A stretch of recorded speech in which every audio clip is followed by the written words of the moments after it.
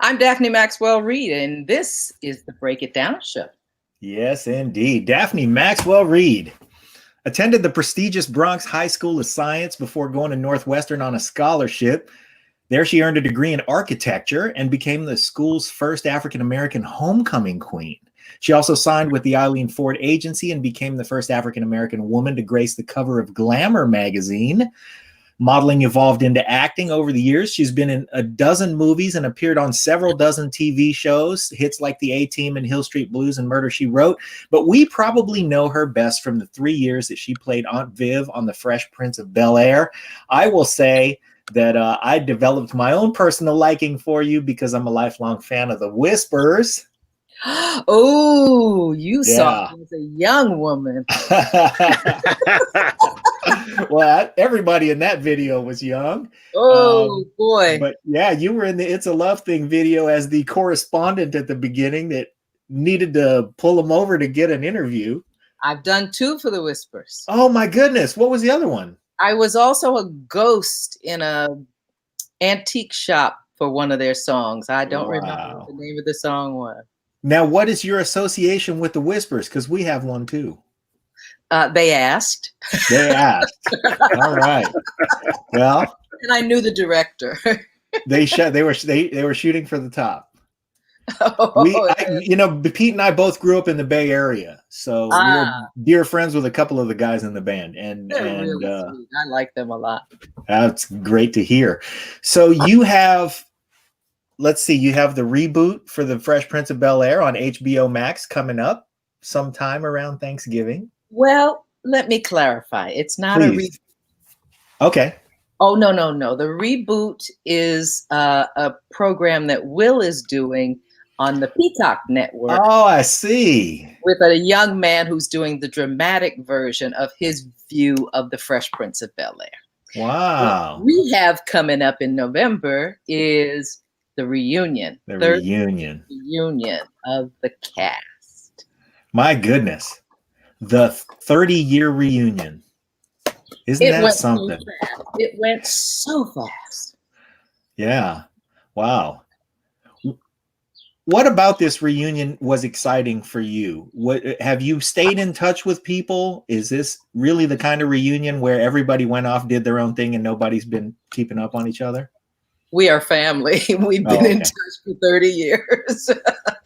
But this was the first time in, I would say, I think this is the first time ever that we've all been back at the set. Oh. And there were lots of surprises, and there were stories that we had never heard of behind the scenes action, and there's lots of surprises, and we were treated to a lot of surprises as well. We were flown into LA, and we were each kept at a separate hotel so that we wouldn't reunionize before we got. They wanted to catch it fresh.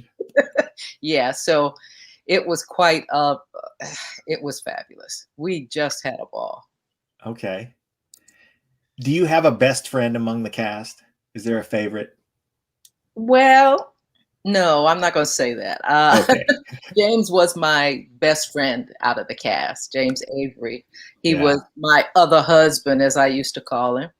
And we traveled a lot together, his wife and my husband and I. And he was just a wonderful, wonderful friend. And I loved him dearly. Yeah.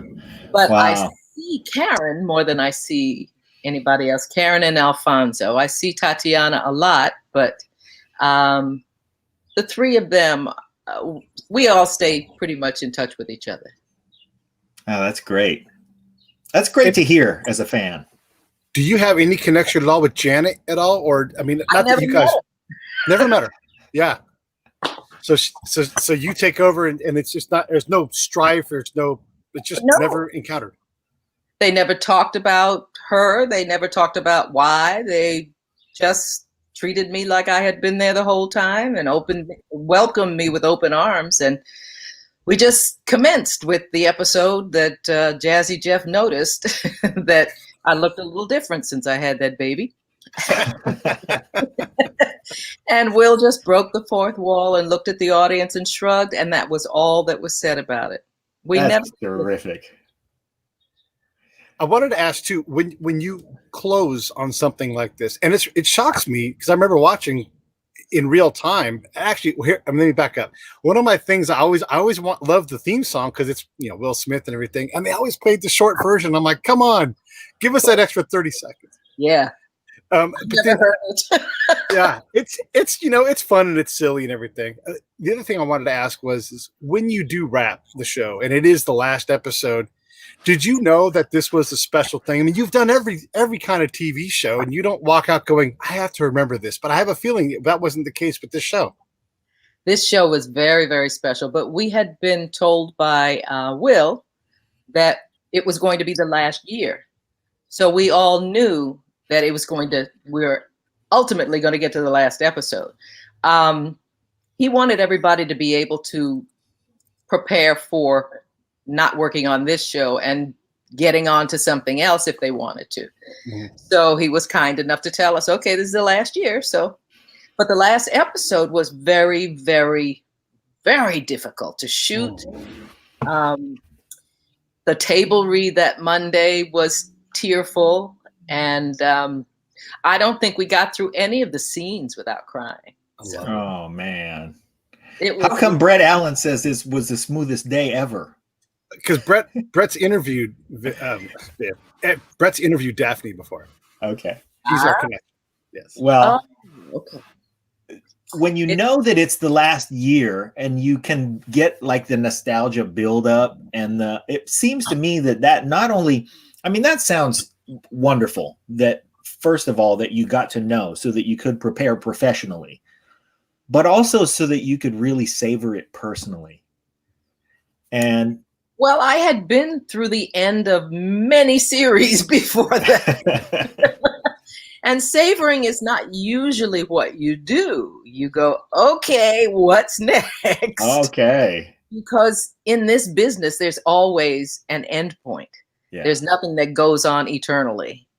I guess daytime soaps do, but in the TV world of nighttime, there is an end point. It's either an abrupt end or a noticed end. And you either write toward it, which Fresh Prince did, having us all move out of Bel-Air, or you get surprised by it, like we were on Frank's Place. Mm-hmm. So there's lots of endings, and you don't really ponder the past. You always savor the present, and you look forward to the future. I wanted to ask about, we've had two people that appeared on Happy Days. One of them is Donnie Most, and Leather Tuscadero, Susie Quattro, was on the show. And I was talking to Don about knowing that you're on something that is a different show. It's at a different level. It becomes like it no longer belongs to Gary Marshall and crew. It belongs to everybody. And I feel like your show was like that. Yeah. And I have a sense for why it worked on Happy Days, but why did it work? With your crew, what was it that made you guys stick so well all these years later? I think it was just the chemistry. It was lightning caught in a bottle, and it was of its time, but eternal. It was iconic because of the things that we dealt with. It was iconic because of the strength of the points of view of all the characters on the show and how they melded together and had a basic family. And family was what the show was all about. I think, if I can nudge you on a topic there, the stuff that you explored, I mean, to have a show where you can be as adventurous as to tackle subjects that are controversial and do it in a way that gives the viewpoint of generations, and does it with reverence and with accuracy. I think that was one of the things that it was weird, because we, as a viewer, we looked to the show to be entertained, but we also looked to the show because it gave us some honesty. Good, because we insisted on making sure that our points of view were from our points of view and not just words written on a page. We had the privilege of being with a group of writers who were not all Black, but were writing for a Black family. So we had the privilege of making suggestions and tempering the scripts so that they were more true to our culture. And we were able to do that with a freedom that you don't usually get on a set. And I think that kind of helped make it an honest show, because we were truthfully representing our community in all the different ways that we thrive in our community. And we're able to show that because we had good writers and good directors and Will Smith. Yeah. I want to ask a bit of a challenging question, and we don't have to go down this road if you don't want to. But I don't know exactly how to deal with the legacy of someone like Bill Cosby. We stand on his shoulders in terms of showing a normal family that happens to be Black. How do we deal with this? I mean, how many people have benefited from the good side of what he's done and then weigh that against the horrible things? Do you have thoughts on this? Oh, yes, I do. I love Bill Cosby. He was a dear friend of mine. He is a dear friend of mine. Right. And I did the Cosby Show once and loved it. Felicia Rashad is an amazing talent. And that show depicted a side of Black culture that nobody else did. They dealt with the history of music, the history of art in the Black community. They dealt with a lot of things that are not being dealt with in general, even at this point. He needs to be separated from his talent and his personal life. We are not our characters. We are individual people. And he is an individual person who made conscious or unconscious moves as an individual person that he's paying for now. But that has nothing to do with the legacy of his work and his humor and his sharp presentation of how he saw the world. They're two separate things to me.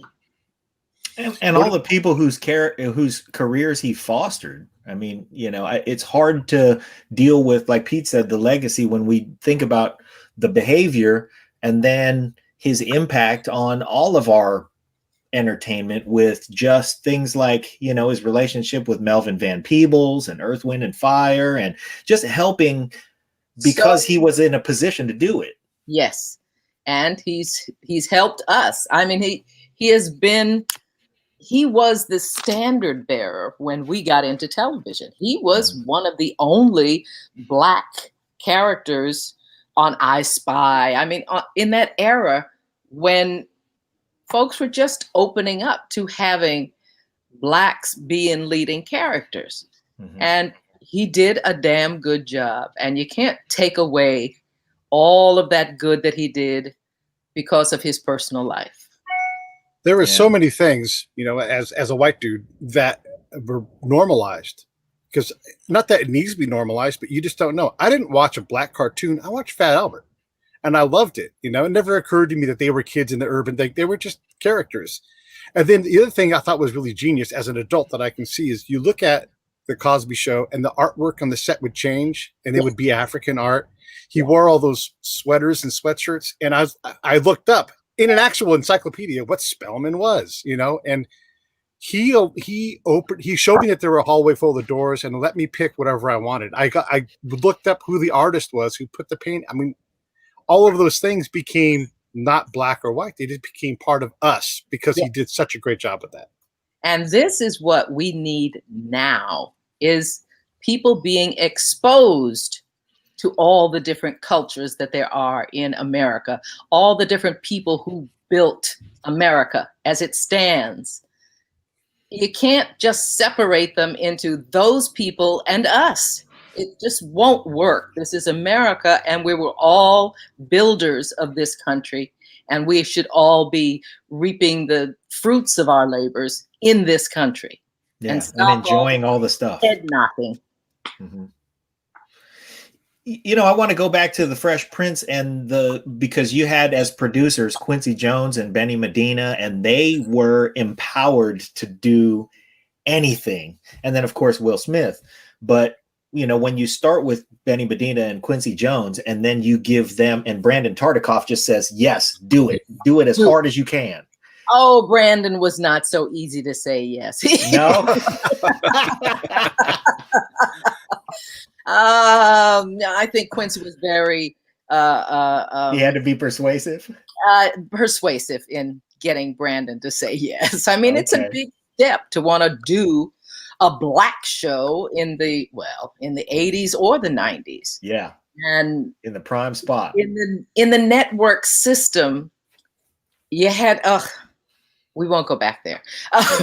There were only 3 networks, so you had to focus on your audience that your network had built. And if you thought a show was going to turn off your audience, you didn't do it. So there were a whole lot of different avenues that we had to navigate back then. Were there storylines that you recall that were just too much that you had to pull back from? No. Okay. That's good. I'm glad to hear that. Nah. Yeah. We can deal with anything. Okay. I mean, when you deal with a dead fiance, Yeah. Yeah. That could be kind of touchy. Yeah. Yeah. But it was hysterical. Yeah. Well, I mean, I think, I imagine that, as you put it, the Brandon Tartikoff was not that easy, and he had pressures coming from, his network job. But it was, Norman Lear could be adventurous, and thankfully he was. But to put it in the hands of, of Quincy and Benny, and allow them to be also was something.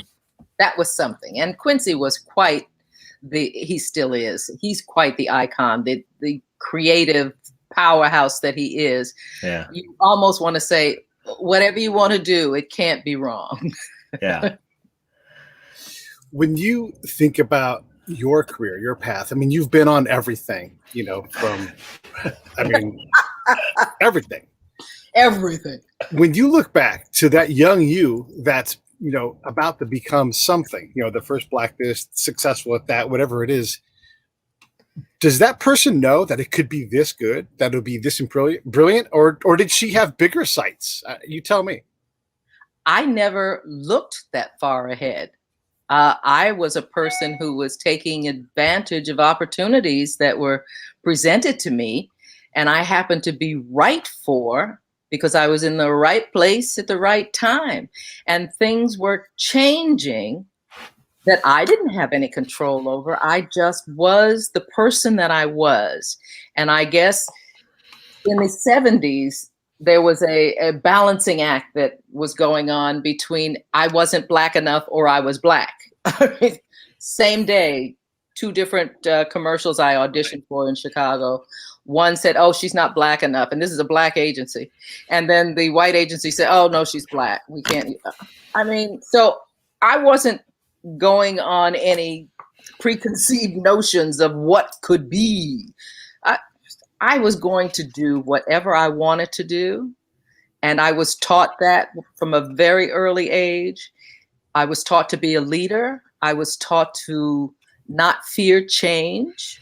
I was taught to be true to myself and to maintain my integrity. So I walk day by day with those instructions from my ancestors. And I have been blessed. I've been truly blessed. I was the beginning of my life, God blessed me. He gave me so many different talents that in finding each one of my talents, I had to remember to manifest them so that I would honor my mother. I would honor my gift.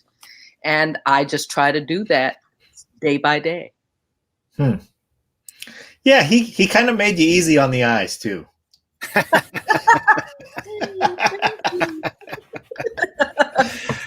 Didn't have anything to do with me. That's mom and dad. When you know what? Yo, go ahead, Pete. When you look at your attributes, the things you bring, let's not talk about in front of the camera because that's, your resume is set. what do we not know about you? You're like, oh, I have developed this amazing capacity, or I have this innate ability. What's behind the camera good for you? I have so many talents that people are discovering now. I'm a designer. I'm a photographer. I can publish my own books. I do wall hangings. I do a line of clothes. I do a cookbook. I'm a hell of a cook. And I'm a great person as a grandma. So right. I've got great kids. I've got a fantastic family.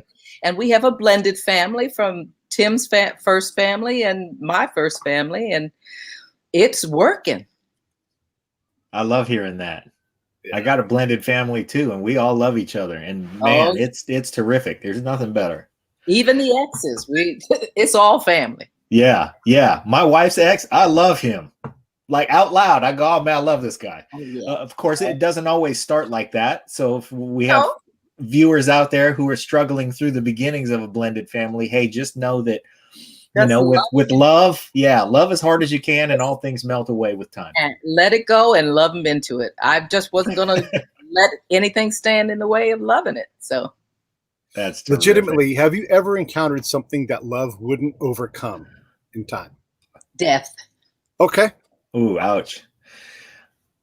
I thought that, Pete, when you went down this road and you were going to say, you know, we know what you've done in front of the camera. Let's talk about what you've done behind the camera. As I went through your list of accomplishments, I ran across something that I hadn't seen, which was a Paul Mooney movie analyzing white America that you also co-executive produced. I only co-executive produced because I co-owned the studio where we did it. That was Tim. Oh, okay. Oh, that was Tim's project. Okay. Yeah, Tim's project. Still. All right. I'm going to have to go back and go see that movie because I hadn't seen it. I love Paul Mooney. Sold, but Tim did it. You made sure it got sold. So there. I was the business end of the studio. So I noticed that you also were on a show that was on for like maybe 8 episodes, but it was also the beginning of another brilliant career. You were on Duck Factory, which was like a vehicle to launch Jim Carrey, right? And it didn't quite work out. Only in 1 episode. Yeah, right. But still, you were there to see it. When you meet these people that are meteoric with their talent, and you know, because Will doesn't care what genre it is or what it is. He's just going to be great at it. Yeah. Is it easy to see, or can they be so raw? You're like, God, I wish that Jim Carrey guy could just get the work done. And, you know, like working with Robin Williams, you're just like, back off and let him explode. You know, when you see them, they have that, what we call that it factor. Mm. And you can't explain it. You can't define it. It's just, you know, it's their time. They have a spark in them that is going to just burst forth, and everybody's going to love it. Can you tell us about anybody who had the it factor and spent some time not realizing how much of an it factor they had? Did you run across somebody where you go, man, this person is so talented, I wish they would just realize it and do it, and maybe, you know, for a little while lacked some confidence and had to find it? I do that with my interns and the young people that I work with. I had a girl who was helping me write some of my Instagram postings, and she was very good at that. And she was good at teaching me how to do the Instagram thing. You know, you need these young people to tell you how to do this. Yes. And I saw some doodle she had done. I'm going, what is this? She said, oh, yeah. I draw. I said, show me some more. She said, oh, well, show me some more. So she showed me the range of things that she had done. And I said, okay, this is the deal. You're doing an art show. I have a gallery. We're hanging your stuff in the show. Give me a list of people you'd like to invite. Wow. We heard that show. She sold 8 pieces of art that night. Wow. I said, you have a talent to do this. Now, whether you want to do this or not is going to be up to you.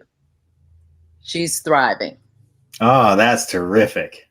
That's a great story. I love it. Yeah. Is this what you're called to do? To be this multi-talented person? Like acting is like, I do that to pay the bills and I love it. But is this really what you're supposed to do, is like to mentor and to create? Did you know that I never wanted to be an actress? It wasn't something that I strived to do. I know now. I'm sure you just got on a lot of people's nerves a second ago. I'm sorry. But hey, in the 60s, there was absolutely no example of a Black woman making a living being an actress. Mm-hmm. I didn't see anything but hardship in being an actress back in the 60s. So I had no examples to say, oh, yeah, you should strive for this. No, you're going to be a teacher. You're going to be a lawyer, whatever you want to be. But yeah, have fun. Do that acting thing. And I had fun and did that acting thing. And it turned out to be my thing. We all just happened to like it. I tell you, I was in the right place at the right time. I don't know that I could start that same career now because all sorts of things are different now. Yeah. But if you get the opportunity, be prepared and make the best of the opportunity. That's all I can tell young folk. You know, I was going to say, when I said you just got on a lot of people's nerves, I was going to say you got on a lot of people's nerves who are waiting tables. And, you know, struggling through a starving artist's life. But one need only look at your path to realize that acting wasn't a thing that you depended on. I mean, you got an education, you went to a prestigious high school before you went to a prestigious college, and you did well and you prepared yourself. So there's the lesson, everybody, if you want to do whatever it is you want to do. When young folks ask me about, I want to be an actor, I said, okay, what else do you want to be? And what do you mean? I said, you have to have something that you're passionate about to make a living while you're waiting to be chosen. Because if you're an actor, you're waiting to be chosen and you have no control over that. So find something that you really love to do and pursue it while you're dealing with your acting, while you're waiting for your opportunity to shine. But prepare yourself, but feed yourself in the meantime. Mm-hmm. I have no problem with folks being waiters and waitresses. Yeah. Thank you. Be kind to me. That's all I can say. And I'm sorry for this pandemic. Yeah. When you're getting started and you're like, there are no real role models that look like you out there. I mean, okay, yeah, Room 222, but that's a Black dude. You got the Mod Squad, that's a Black dude. Oh, Room 222 had a Black female teacher. Oh, we did. Okay. Well, I'm just picking a picture in the picture in my head. Okay. But who else was out there who was fronting a show, who was a prime cast member? I mean, is there anybody? Yeah. Okay. Yeah. It's not a lot though. No. It wasn't like, hey, everybody, let's go do this. Yeah. Well, to your point about doing something else so that you can feed yourself, you also do something else so that you inform your ability to bring something to a character. Yes. And I think that's lost on a lot of people who dive into an artistic endeavor. You have to be a reader. You have to read literature. You have to see how characters are developed in classic literature so that you can figure out how to develop a character that you need to bring to the screen. You can't do it just sitting around watching TV and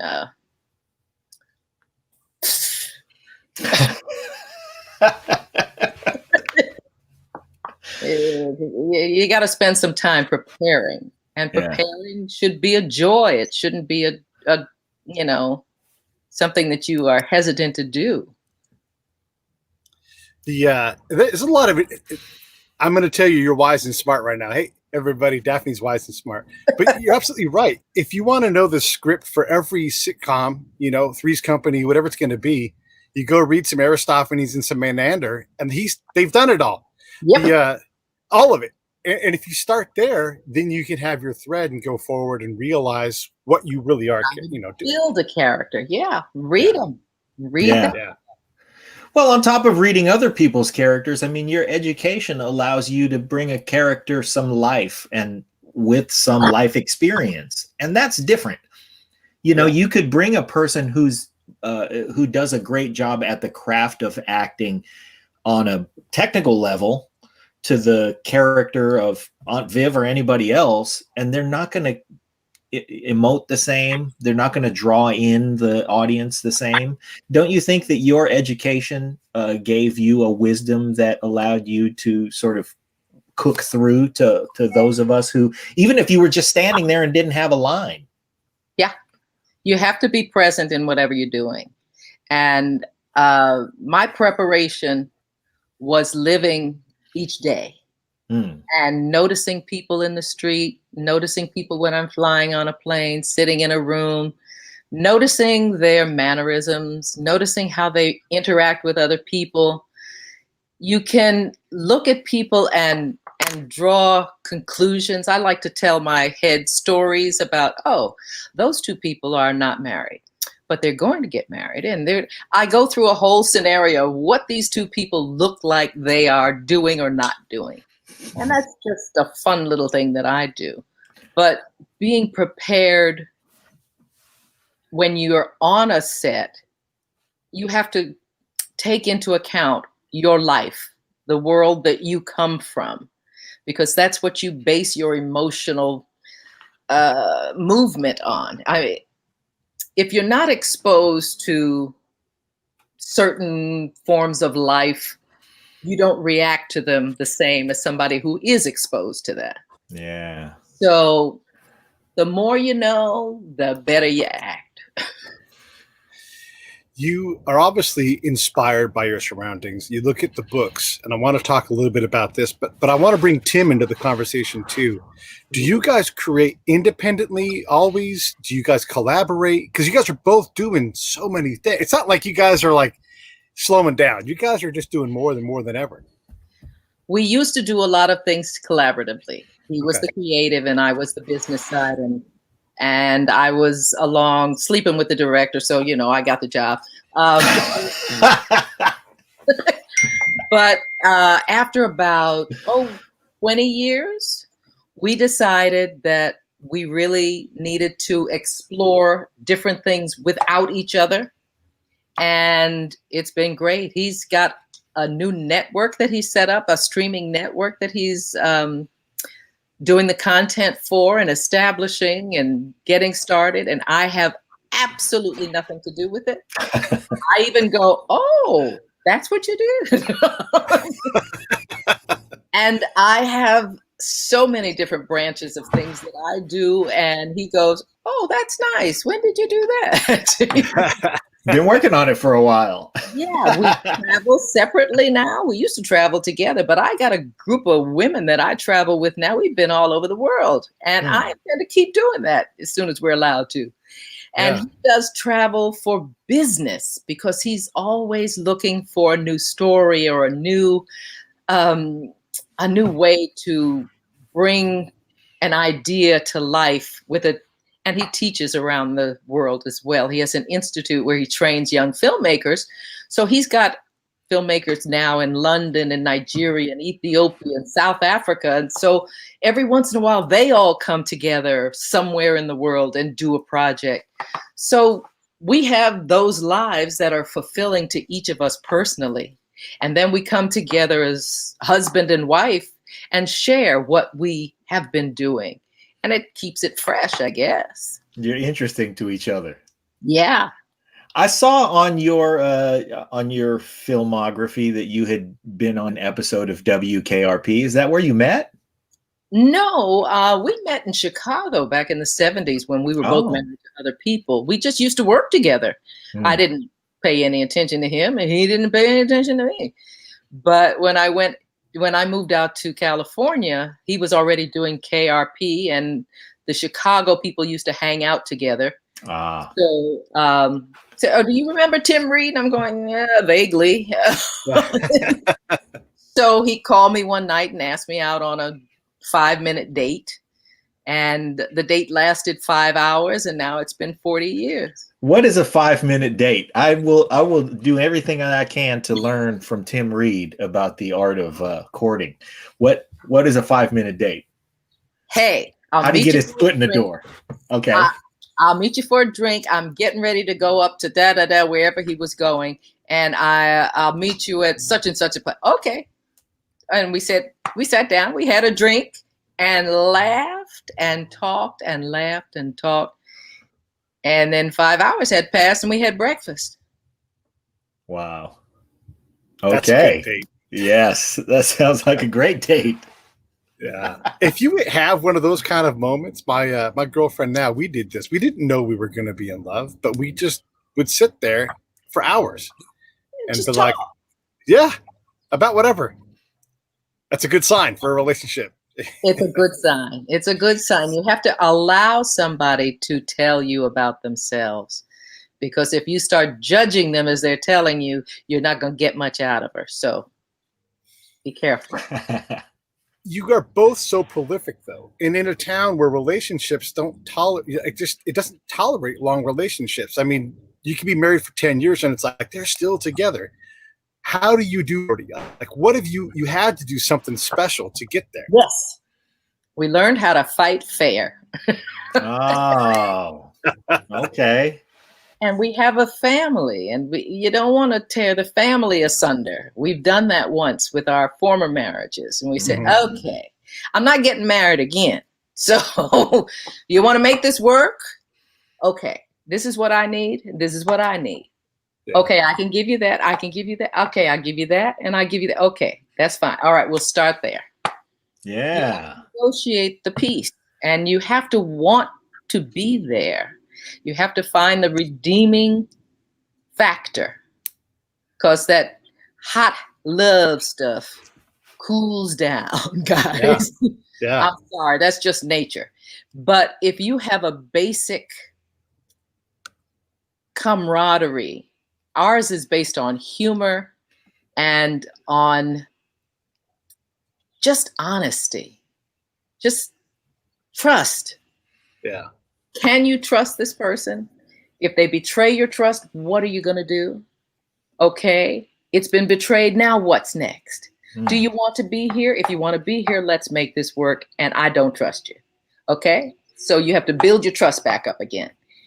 It's always give and take. It is not a smooth say. I don't care who tells you that they had moms and dads who never argued. That's BS. There are arguments, but you have to learn to argue with love. Get your point across, but you don't have to take somebody's knees out. Wow. That's a sweet sentiment, and I'm glad to hear you say that. I think what Pete alluded to, I would expand on by saying that, when you're in a relationship with two people who are so creative, that passions run high. And so for a lot of people, marriages have highs and lows. For creative people, the highs are often higher and the lows are often lower. So you have to have that level of honesty that comes sometimes with the fact that you've been around the block a couple times. Yeah. So I'm happy to hear you say that. Can I shift gears and say you went and grabbed a book? Yes. Wait, hold on. Before you shift gears, I want to ask another question real quick on this theme. And then, so you guys are also artists. You have different sine waves with your level of excitement about whatever project, so he may be in a valley when you're in a peak. Is there anything different with that at all? Or do you guys not? I mean, because it's like, yes, I'm doing this great thing. And they're like, I got rejected again. That could be hard to manage. We don't deal with rejection. Nobody ever rejects us. It wasn't our job. That's what it was. If I go to an audition, I'm never rejected. They just chose somebody else. Yeah. But reject her. Who's going to reject me? That's a personal thing that you don't need to carry that. Yeah. I try to get people to stop. That wasn't your job. You got another one coming. So just move on. But we do have our highs and lows, and sometimes they're at the same time lows. Yeah. And we have determined that we need our own spaces. So he always, wherever we live, he has a room that is his. And when he's in that room, he's either creative or he's wanting to be. Yeah. When I'm in my room, I'm creating or I'm sitting there deciding what's going to be the next creation. But we always have our rooms. And now he has his studio where he's got a nice 5,000 square foot space where he can create whatever he wants to create. And I have my studio where I'm sitting in right now in my house where I can create anything I want to create. And I love it. Yeah. Okay. That confidence to create independently. I love that. John, take it with the book thing. I'm going to get out of the way. Let's talk about the book you created, because I know it's within reach because you brought it over. What is it? Well, that's just one of them. This is my 5th book. Okay. And this is my cookbook. Oh, yeah. Grace and Soul and Mother Wit. Okay. Mm-hmm. It's a mini memoir. So what I did was honor my mother, who taught me how to cook and who loved cooking and sharing with people.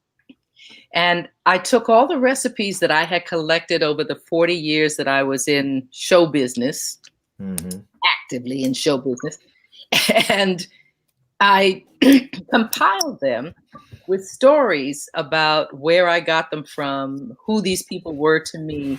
And then I did it so that anybody who has ever wanted to learn how to cook can start here, because I give them basics. I tell them how to measure, what this means, all the things you need in a kitchen, all the things you need to keep in your pantry.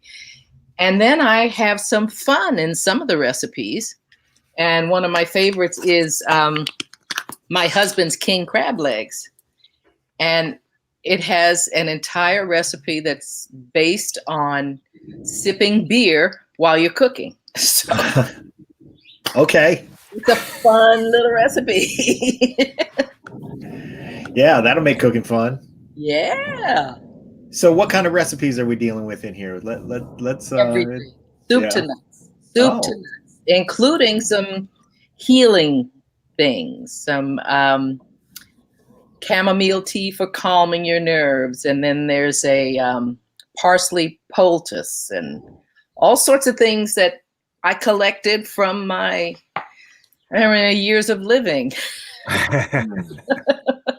And I put them all down because I like to share information. And people look to me to share because they know I've lived a wonderful life. And they want to know, what did you do? And I say, hey, I'll tell you what I did. Now you do what you need to do. You've also created books about Cuba, Belgium, France.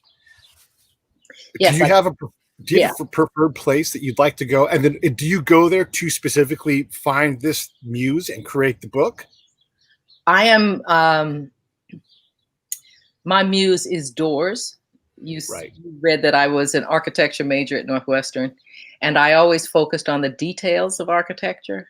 And I was drawn to doors and found out that they were a metaphor for life. So in my photography, I had been taking pictures and not knowing that I'm taking all these pictures of doors. And when I decided to become a photographic artist, which I determined to be, I looked through my stash of photos and realized that I had all these doors.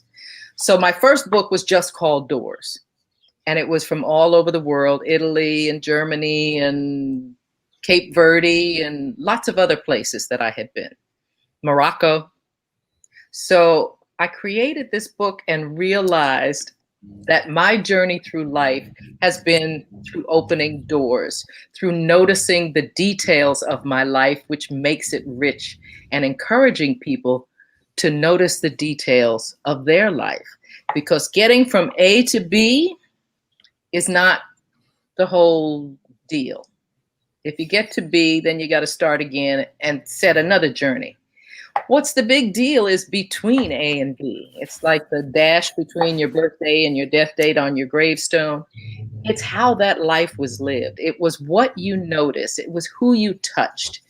And I want people to notice all the small details of their life, because it really makes for a very rich journey. And I like to share that through my vision of doors.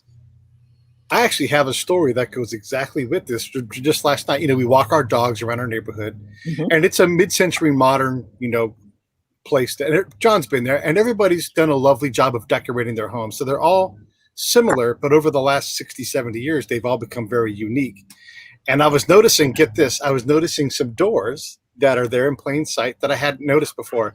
And so there was a point in time architecturally, mid-century, 20th century, where the diamond shape in the door, you know, and it's just like just X's across like the front window, across the door. And I'm like, I love this look over like the, you know, the all window or whatever. And like Dutch door style doors, these doors I walk by every night and I noticed them and I'm like, I love how these things look. Yes. And so I was channeling my inner Daphne. Yes. It's working. Is it deliberate that there are all kinds of doors behind you in the room where you're pointing your camera at your face? Let's see. Where are my doors? They're mostly in the hallways in my house. Yeah, but I mean, was it completely by accident that your fascination with doors led you just to point your camera at yourself right where you are right now? Where the doors are. Yeah. Not the doors. It's because I didn't back up to the armoire where I usually sit in front of to take an interview, because there's such a lovely sun outside of my window. I wanted to sit underneath the window. Oh, good. So good. That's why you got doors. That one goes to the hall, and that one goes to a closet, and that one goes to the bathroom. So, there's no other doors. Those doors. But when you're out on your walk, on your drive, notice the details of your life as you're living it. It really enriches your life. Yeah. Tell us about a door that you find interesting right now. I mean, I'm really into, I saw recently an enormous, and I didn't just love it because it's obscenely expensive, but it was a really, really big glass pivot door. And it was magnificent. Did it pivot on the end or in the middle? It pivoted at probably a fifth of the way in. So at the 20% mark was where the pivot was. And just that they had done this with this enormous piece of glass, you know, they had to encase it in steel and it had to be structurally, you know, very, but it was just really neat to see when it opened, because it opened in such an interesting way. And you know, the pivot doors kind of, everybody's doing them now. But is there a door that you have a special affinity for, being that you're have such a fascination? Doors. My fascination is with the doors that God had a hand in. Okay. So I love the doors in Morocco that were painted 19,000 times, and then the weather tore it up, and then somebody mended it, and then it's got a piece of ironwork on it that is just precious. Those kind of doors are the ones that really catch my attention. If you look at any of my doors books, and they're all available online at DaphneMaxwellReid.com, you will see doors that are created from whatever they had. That was what threw me in Cuba, was just fascinating to see such a country that is in such deep poverty live such a joyous life and make art with whatever they have on hand. Mm-hmm. And it was just a fascinating trip down the whole western side of Cuba, in small cities and big cities that are situated there. It was just a fascinating trip. So I did a whole book on that. Wow. Well, I'm a fan of the Doors of Paradise at the Grace Chapel in San Francisco. And they're inspired by doors that launched the Renaissance. And you can live in San Francisco your whole life and never even realize what you're seeing is something was so important to the world that not only they copied it, but like it just changed everything. And so they are my favorite doors in California. I actually have favorite doors. How about that? Good. You should get to Venice. You will have more favorite doors. Oh my gosh, Venice is wonderful. Yes. Oh, Venice just has, I did so many collections from Venice and from Morocco, because all over Italy and France. They have craftsmanship. They have ideas in their doors that we don't consider here. We want an IKEA door. I just love the craftsmanship, and like to see what people think of themselves as represented by their front doors. What people think of themselves. That's pretty interesting, because I think when people have, the front door they're excited about, they are projecting. Yes. We absolutely project through our front doors. That's where we want to welcome people. Wow. I'm going to now get into the psychology of people's front doors. Hey. That will be a fascination of mine. The only thing is, sometimes you get a house and you don't necessarily choose what's there because you buy the existing house the way it is. So it's not like everybody gets to customize their front door. And if you want to, you can. Yeah, it's true. That is true. Also telling. So what's next? What are you working on now? What will you be reaching for, and how has the pandemic changed what you're working on? The pandemic hasn't really changed the way I function, because I'm used to being in my studio alone creating. So make me stay at home is no big deal. Yeah. But what I've been doing over the pandemic is making masks. And this is a pattern that I designed for Culture Works, which is a nonprofit arts group in Richmond. And I designed this fabric and had it printed so that I can make masks for our big donors. So that's what I've been working on. And then I will do some more masks, I'm sure, because this is not going to go away in the near future. Yeah. And then I'm writing my full-length memoir. Yes, I love it. Yeah. Which is been a struggle for me. Why is that? Just to sit down and try to remember all that stuff and what I should be talking about and what I don't need to bother to talk about. So I'm doing it kind of like in sections, and I've got, hey, I was born. Okay, I've got that part down, my early childhood. But I'm up to college now, and wow, did my life change. You have talked several times about honoring your mother and father. So I know that's important to you. Of course, you have to be a parent that you want to honor. How, that's the thing. Like, I didn't have a parent worth honoring. What do you do if your parent wasn't someone that drives you like that? What's a proxy for that? You have a proxy with someone else that you respect, and you honor them who encourage you. Those are the ones you want to honor. How do you become honorable? By living your true life, by having a purpose in your life, and by being open to giving of your life to somebody else, to share the best of you with someone. And like we did on Fresh Prince, if somebody's in need, say our nephew, you open your doors and you make family out of that group of people. And that's what I espouse. That's terrific. And that is the Fresh Prince story. I mean, that was Benny Medina's story. And it's great to see that. I have a friend who, we give him a hard time because we go, man, you take in a lot of strays.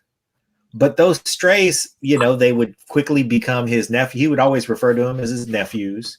Yep. And they would, get help to raise his daughters. And they have all become all of our community's nephews. Did you see that show called the something about the bunch of fathers, or the Council of Dads?